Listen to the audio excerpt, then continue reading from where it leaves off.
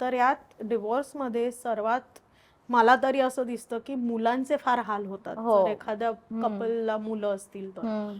आणि असे काही समजुती आहेत की मूल असेल तर आईलाच कस्टडी मिळते, हे खरं आहे का? नाही, असं नाहीये. इवन फादर्सना सो मिळू शकते.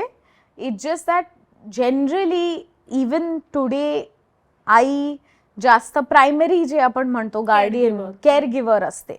मग कोर्ट ते डिस्टर्ब नाही करत जर ते नीट चालत असेल.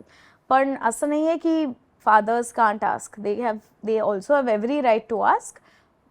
बट द कोर्ट मी म्हणीन वेलफेअर ऑफ द चाइल्ड, म्हणजे मुलाचं भलं हे पुढे ठेवतो, मग पेरेंट्स.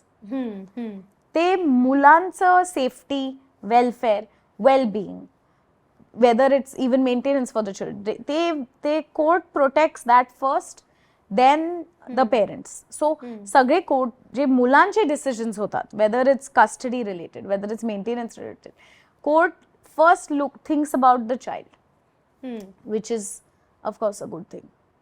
पण मला एक सांग की कोर्ट मुलांना विचारतं का? कारण आपण सिनेमात बघतो की मुलांना विचारलं जातं, पण सिनेमात आणि रियालिटीमध्ये नाही, खूप फरक आहे.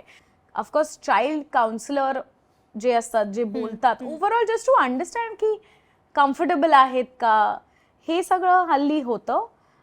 But age is also a factor when it comes to how small or young म्हणून, जे मूल किती लहान आहे त्याच्यावर सुद्धा आहे. सो कोर्ट असं डिरेक्टली जाऊन, म्हणजे मुलांचे हक्क कोर्ट प्रायोरिटाइज करतो, मुलांचं वेलबिंग आणि वेलफेअर कोर्ट प्रायोरिटाइज करतो.